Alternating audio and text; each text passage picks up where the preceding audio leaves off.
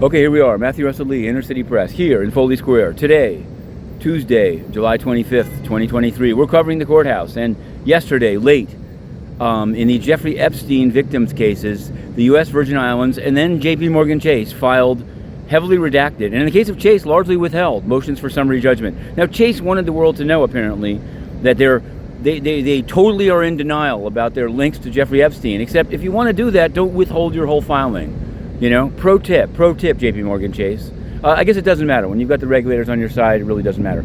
Robert Hadden, we expected him to get the 20-year sentence yesterday, but federal defenders have put up a good fight. They're right around the corners. I can see their office now.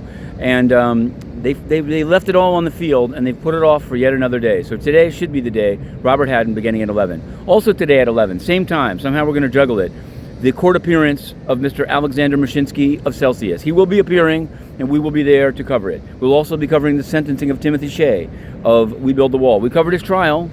We covered all his filings, and now finally the day of reckoning, of sentencing before Judge Torres.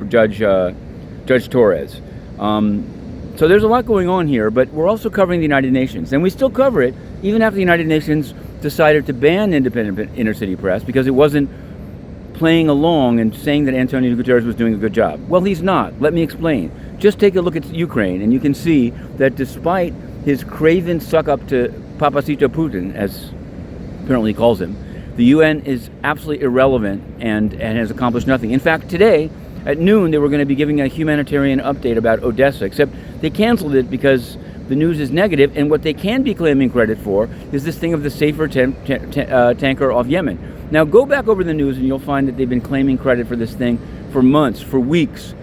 It was another conflict on which the UN did nothing, as Saudi Arabia blasted away at Yemen.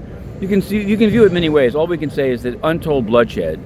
Saudi Arabia paid money and got off the child killers list. And now Big Tony is sweeping in at the end, oily as always, still banning the press. Well, we've applied to enter and cover the General Assembly. Watch this space.